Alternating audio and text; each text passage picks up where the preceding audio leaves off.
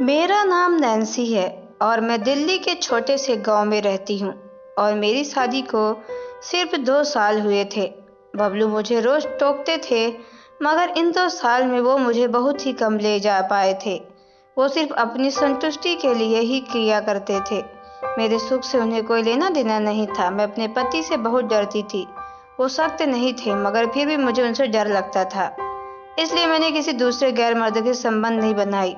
मगर फिर एक हादसा हुआ और मेरी जिंदगी बदल गई। उसके बाद मैंने खुद के लिए जीना शुरू कर दिया। दिसंबर महीने की बात है। दिन मेरे पति शाम को ऑफिस से आते समय अपनी एक दोस्त को अपने साथ घर ले आए। मैं उन्हें पहले से जानती थी। उनका नाम समीर था। वो बेडरूम में आ गए और वहीं बैठ गए। मैंने दोनों के लिए जूस ले कर दिया। दोनों ने जूस पिया। हम दोनों की बात करने लगे। मैं बबलू के साथ ही बैठी थी। बबलू फिर कुछ ऑफिस के बातें करने लगे। फिर उनके बाद पति ने मुझे ड्रिंक लाने को कहा। साथ ही ताश के पत्ते वाली गेम शुरू हो गए। कुछ देर बाद बबलू बोले, ठीक है, मैं तैयार हूँ। मैंने बबलू को एक तरफ बुलाकर समझाया कि वो बोले, ऐसा कुछ नहीं होगा, मैं तुम्हें जीतने ही नहीं दूंगा।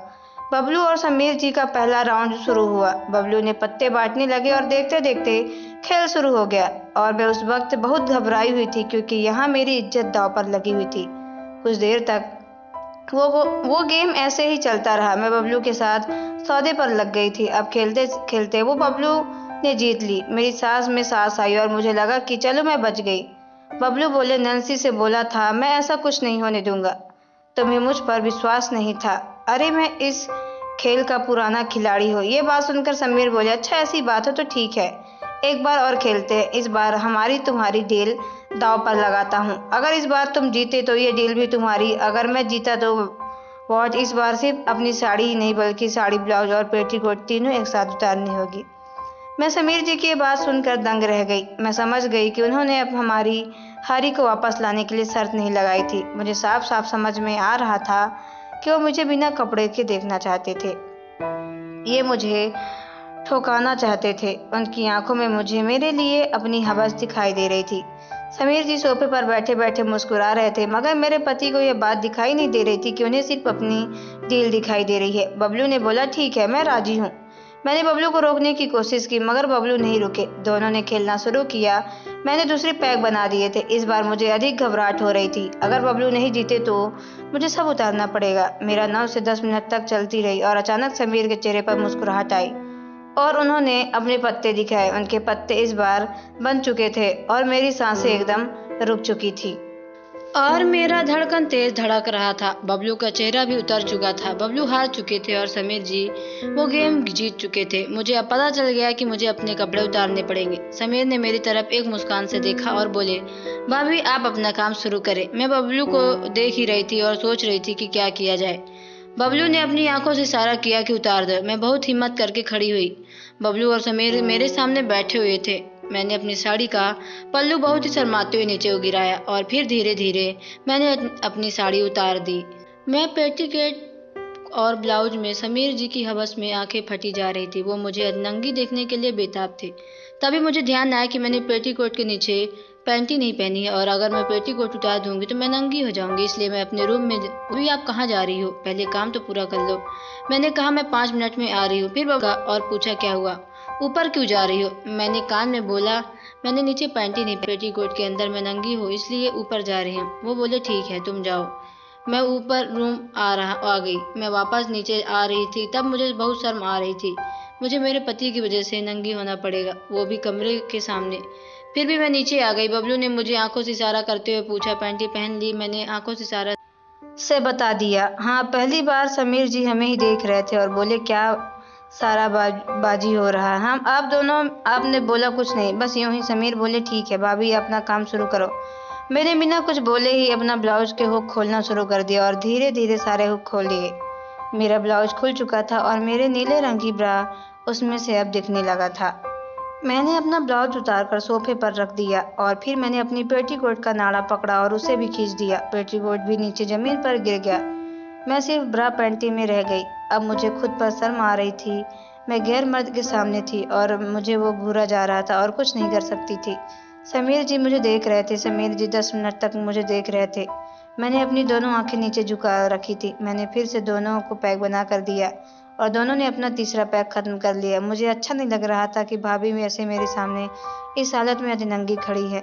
मैं चाहता था कि वो अपनी साड़ी दोबारा पहने, मगर उसके लिए मैं तुम्हें खेलना होगा। अगर तुम जीत गए तो भाभी कपड़े पहन सकती है, अगर हार गए तो भाभी को तो अब पूरी तरह नंगा होना पड़ेगा। बबलू भी काफी नशे में हो चुके थे, उनको बिल्कुल बेहोश बेहोश नहीं था। उनकी जुबान लड़खड़ा रही थी, आंखें भरी हो चुकी थी, गर्दन नीचे झुक चुकी थी उनकी। इसलिए वो मान गए। मुझे बहुत गुस्सा आया। वो मुझे प्राइम व्रत करने पर तुले थे। खुद को होश नहीं था, इसलिए मैंने एक पैक खुद भी पी लिया ताकि इस बेइज्जती को मैं सहन न कर सकूं। गेम चलते रहे और फिर 8-10 मिनट गेम चलने के बाद दोबारा फिर समीर जी पत्ते बन गई। वो बोली, मैं जीत गया। ये सुनकर मेरी सांसें ठंडी पड़ गई। समीर हंसने लगे और बोले, भाभी बचे हुए कपड़े भी उतार दो, आप योनि के दर्शन करवा दो। मैं नजर झुकाए अपना हाथ पीछे लेकर गई, ब्रा खोल दिया। मेरी ब्रा लूज हो गई और नीचे को लटक गई। मैंने अपने दोनों कंधों से उतारकर साथ वाली सोफे पर रख दी। फिर मैंने अपने दोनों हाथ पैंटी के अंदर डाले और पैंटी को मेरी चिकनी जांघों के बीच में खींचते हुए नीचे झुककर मैंने पैरों के तक लाई। पैंटी भी उतार दी। अब इस वक्त मैं अपने पति की वजह से गैर मर्द के सामने बिल्कुल नंगी खड़ी थी। मेरे बदन पर एक भी कपड़ा नहीं, जैसे शीशे की तरफ मेरा बदन चमक रहा था। समीर जी मेरी चिड़िया की तरफ इशारा करते हुए कहा, भाभी ये क्या पहना हुआ है आपने? मैंने अपनी चिड़िया पर बाली पहनी हुई थी। मैंने खूबसूरत लग रही थी। मेरी बाल खुली हुई थी जो मेरी आधी कमर तक थे। हमारी शादी को अभी सिर्फ 2 साल हुए थे, इसलिए मैंने अपने दोनों हाथों पे शादी का चूड़ा पहना हुआ था और मैंने गले पे मंगलसूत्र पहना हुआ था। लाल रंग की लिपस्टिक और मेरे होठ रसीले हो रहे थे। मैंने पूरे मेकअप किया हुआ था और मेरी चिड़िया में मैंने जो बाली पहनी हुई थी वो मेरे बदन को और चार चांद लगा रही थी। बबलू अपना छठा पैक पी लिया और गेम शुरू हो गई। बबलू उल्टी सीधी चाल चल रहे थे, उन्हें कुछ समझ में नहीं आ रहा था। अब मुझे डर लगने लगा था, मेरे पैर कांप रहे थे। खेलते खेलते बबलू नशे से बेहोश हो गए। समीर ने बोला, भाभी बबलू बेहोश हो गया है, अब इस गेम का आगे पूरा करो। मैंने कहा, नहीं, मुझे ज्यादा खेलना नहीं आता। समीर जी बोले, ठीक है, तो फिर हम दोनों बिस्तर पर चलते हैं, वहाँ मैं सिखा दूंगा आपको। मैं समीर जी का इशारा समझ गई और समीर जी हंसने लगे और जोर जोर से मेरा चेहरा उतर सा जा रहा था। बिल्कुल मुझे पता नहीं चल रहा था कि अब मेरी ठुकाई होने वाली है जमकर, वो भी एक गैर मर्द से। बबलू बिल्कुल बेहोश पड़े हुए थे। उनको देखकर मुझे बिल्कुल समझ में नहीं आ रहा था। समीर जी उठकर मेरे पास आए और मेरे गर्दन के नीचे झुकी हुई थी। उन्होंने मेरा हाथ पकड़ा और मुझे खड़ा किया। फिर मेरी छोटी पर हाथ रखा और मेरा चेहरा ऊपर उठाया और बोले, चले हम बेडरूम पर चले। भाभी जी, समीर जी ने मेरी जुल्फों को मेरे कान के पीछे किया और मेरा हाथ पकड़कर मुझे ऊपर बेडरूम तक ले जाने लगे। मेरे सारे कपड़े लिविंग रूम में पड़े हुए थे। समीर मेरा हाथ पकड़कर मुझे नंगी ही बेडरूम तक ले आए। हम दोनों मेरे बेडरूम में आए। हमारे बेडरूम में आते ही हमारा कुत्ता देखकर भौंकने लगा। मैं शेरू के पास नंगी हो गई और उसको चुप कराया, फिर दरवाजा हल्का सा बंद किया। रात के लगभग 12 बजने वाले थे। समीर जी मुझे बेड की ओर ले जाने लगे। हम दोनों बेड के पास आ गए। हम दोनों में सिर्फ 1 से 2 इंच का फासला होगा। मैं दोनों की सांस एक दूसरे से टकरा रही थी। वो मेरे बालों को फिर से मेरे कान के पीछे किया और बोले, मेरी आंखों में देखो। समीर जी मुझे बोला, तुम आराम करो, मैं जाता हूँ।